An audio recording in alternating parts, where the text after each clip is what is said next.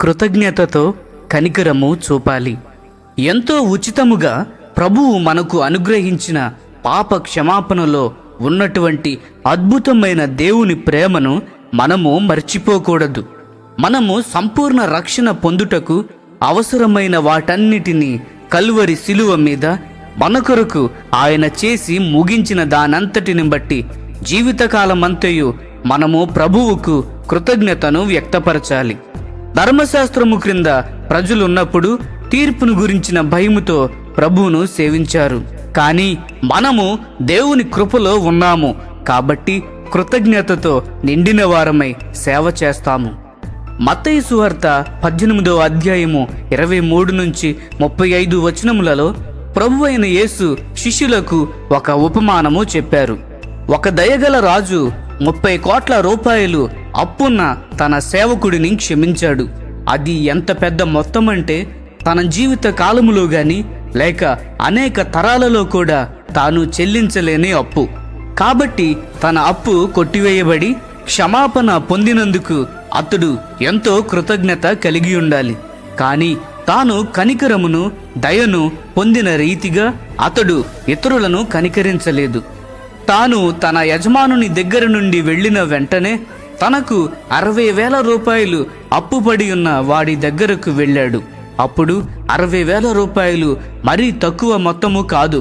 కానీ తాను క్షమించబడిన 30 కోట్ల రూపాయలు అనగా సముద్రములో ఇది ఒక నీటి బొట్టులాగా ఉన్నది. కానీ అతడు ఏమి చేశాడు? అతడు వాని గొంతు పట్టుకొని నీవు అచ్చియున్నది చెల్లింపుమన్నాడు. అప్పుడు అతడు చెల్లించలేకపోయినందున అతనిని చెరసాలలో వేయించాడు. ఈ విషయము రాజుకు తెలిసిన వెంటనే కనికరము లేని దాసుని పిలిపించి మరియు అతనిని చెడ్డదాసుడా అని పిలిచి తనకు అచ్చియున్నదంతయు చెల్లించు వరకు బాధపరుచువారికి వానిని అప్పగించాడు. అప్పుడు ప్రభువైన యేసు ఇలాగ అన్నారు, మీలో ప్రతివాడును తన సహోదరుని హృదయపూర్వకముగా క్షమింపని ఎడల నా పరలోకపు తండ్రియు ఆ ప్రకారమే మీ ఎడల చేయునెను. మత్తయి సువార్త 18వ అధ్యాయము 35వ వచనము గమనించండి. తన సేవకుడు కృతజ్ఞతతో కనికరము చూపాలని ఆ రాజు కోరియున్నాడు. తన సేవకుడు విశేషమైన కనికరమును పొంది కూడా కృతజ్ఞత కలిగి ఉండలేకపోయాడు. కాబట్టి రాజు తనను బాధించే వారి చేతికి అప్పగించి ఉన్నాడు. దేవుడు కూడా అలాగే ఉంటాడు. దేవుడు మన కొరకు చేసి ముగించిన దానంతటిని బట్టి మనము కృతజ్ఞతతో ఇతరులను క్షమించాలని ఆయన కోరుచున్నాడు. ఆ కృపా సహితమైన పిలుపుకు మనము సరిగా స్పందించినప్పుడు, మనము బాధించబడినప్పుడైనా సరిగా స్పందిస్తామని ఆయన దానిని అనుమతిస్తాడు. మనలను బాధపరచు వారికి అప్పగించుట ద్వారా మనము ఇతరులను క్షమించినట్లు మనకు నేర్పిస్తాడు. చాలామంది విశ్వాసులు ఇతరులను క్షమించనందుకు వారు దేవుని విశ్రాంతిలో ప్రవేశింపక నిలకడలేని వారుగాను, ఎక్కువగా నిరాశలోను, ఆముదపు ముఖము పెట్టుకొని కృంగిపోయిన వారుగాను, సహనము లేని వారుగాను ఉంటారు. బాధపరిచేవారు వారిలో పనిచేయుచున్నారు.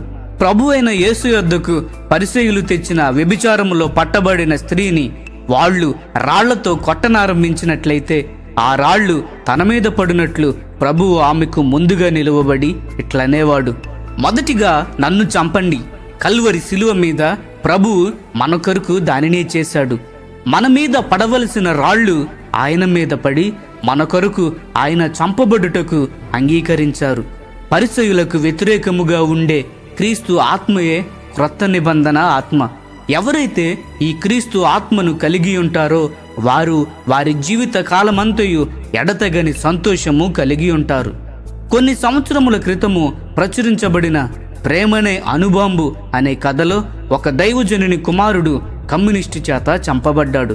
ఆ దైవికమైన తండ్రి తన కుమారుని చంపిన వానిని వెదకి కనుగొని అతని క్షమించుట మాత్రమే గాక అతనిని తన స్వంత కుమారునిగా చేసుకొని మరియు అతనిని పెంచి పెద్దవాణ్ణి చేశాడు. కేవలము సిద్ధాంతము మరియు లేఖనములు తెలిసిన వారి కంటే అతడు ఎంతో ఎక్కువగా నూతనమైనది జీవము గల మార్గాన్ని ఎరిగి ఉన్నాడు. ప్రభువైన యేసు ఆ మార్గాన్ని ఒక సిద్ధాంతముగా బోధించలేదు. ఆయన దేవుని జీవముతో నిండిన వాడై ఎల్లప్పుడూ జీవించారు. ఆయన తనను ద్వేషించిన వారిని ఎంతగా ప్రేమించాడనగా వారు రక్షణ పొందుటకు తన స్వంత రక్తము వారి కొరకు చిందించాడు. మనము కూడా ప్రభువైన యేసు జీవముతో నిండిన వారమై ఆశీర్వాదానికి వారసులముగా పిలువబడ్డాము. కాబట్టి ప్రభువును వెంబడిస్తూ కీడుకు ప్రతి కీడు చేయక మనలను శపించిన వారిని దీవించుదాము. ఈ లోకము ఇతరులకు కీడు తలపెట్టే వారితోనూ శపించు వారితోనూ ఫిర్యాదులు చేస్తూ మరియు ఇతరుల గూర్చి చెడుగా మాట్లాడే వారితోనూ నింపబడి ఉన్నది. మనం ఎక్కడికి వెళ్ళినప్పటికీ మేలు చేసే వారముగాను ఆశీర్వాదముగాను ఉండెదముగాక. ఆమెన్. ప్రియ స్నేహితులారా, మనము దేవుని యందు కృతజ్ఞత కలిగి ఇతరులపై కనికరము చూపాలి. తన సహోదరుని ప్రేమించలేనివాడు దేవుడిని కూడా ప్రేమించలేడు. అది అబద్ధం అవుతుంది. ఈ సందేశములు మీకు ఆశీర్వాదకరముగా ఉన్నట్లయితే లైక్ చేయండి, సబ్స్క్రైబ్ చేయండి, అనేకులకు షేర్ చేయండి. మీ విలువైన అభిప్రాయములను కామెంట్ రూపంలో మాతో పంచుకొనండి.